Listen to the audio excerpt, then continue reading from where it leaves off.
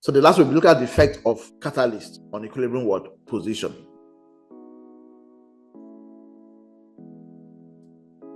You know, for other conditions, we were saying change in temperature, change in pressure, blah, blah, blah, fine. But when it comes to catalyst, you cannot say change of catalyst or change, but rather the effect of what? Catalyst on equilibrium position.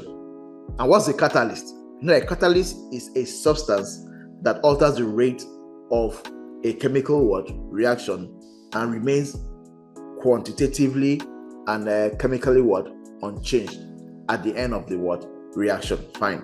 But in this case, the catalyst we'll be referring to is a positive catalyst that increases the rate of the what? Reaction. A catalyst does not affect the equilibrium position of a reversible reaction. Rather, it shortens the time at which the equilibrium is what? Attained. How does it do that? It does so by what? Increasing the rates of the forward and backward reactions equally. Are we together? Remember, we said that dynamic equilibrium is the state at which the rate of the forward reaction of a reversible reaction equals the rate of the backward what? Reaction. So when you now bring in a catalyst, it has two jobs to do. Its only focus is on the rates of the reaction. So as it is increasing the rate of the forward reaction, it's also increasing the rate of the backward reaction at the same time, at the same rate. So at the end of the day, the equilibrium position remains unchanged. So catalyst does not affect equilibrium position of a reversible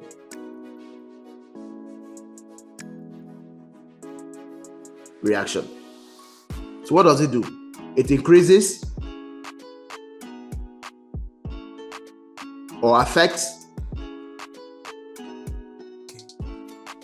the rate of the forward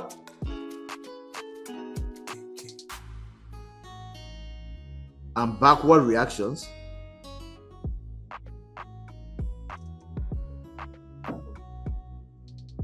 equally. So when it does that, what is the goal? So it shortens the time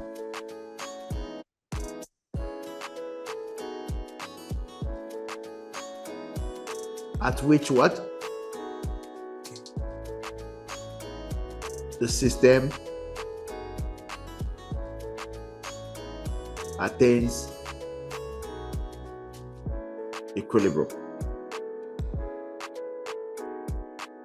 So let's use the graph, the same graph that we used to explain concentration of products and reactants at equilibrium, to explain this.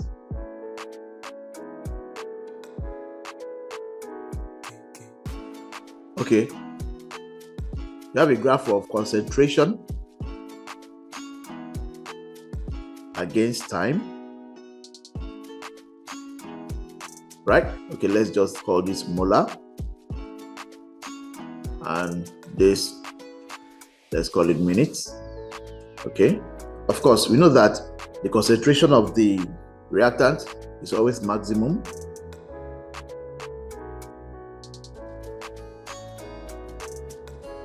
at the beginning of the reaction, that's at T equals 0, while the concentration of the product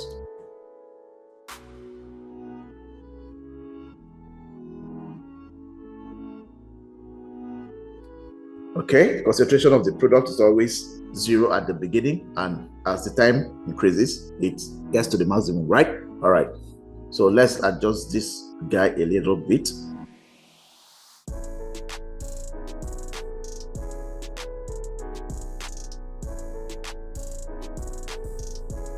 Okay, this is the reactant.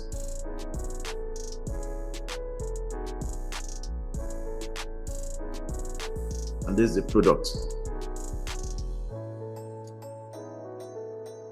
Fine. So from here now, if we roughly sketch this,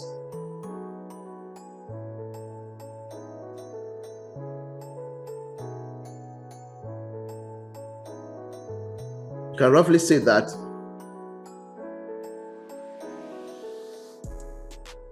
that is the time at which they attain what? Equilibrium, is it not? Well, that's the time at which they became what? Horizontal, roughly. It may not be accurate, but so this T, TE, right? TE1. Now, when we bring in the catalyst, what will the catalyst do? The catalyst will increase the rate of the forward and backward reactions equally. So it means that here, it will start from the same point,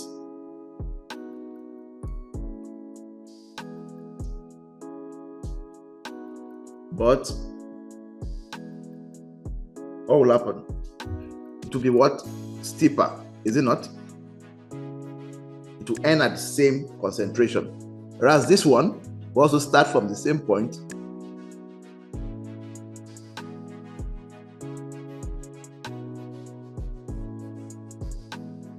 and also end at the same concentration point, right? But look at this. The new time at which the concentrations of the products and reactants became constant changes, which is here,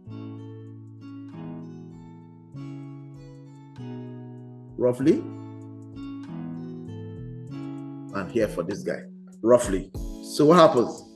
You can say that the new time now, which we call TE2, is smaller than TE1.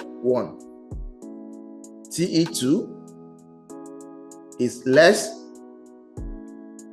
than TE1. So TE2 is less than what? TE1. TE2 is the time for the new equilibrium, while TE1 is the time for the initial what? Equilibrium. And this is a catalyzed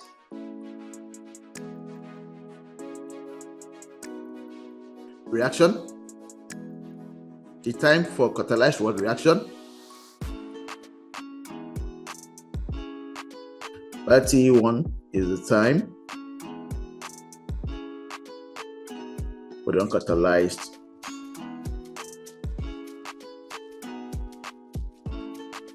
reaction.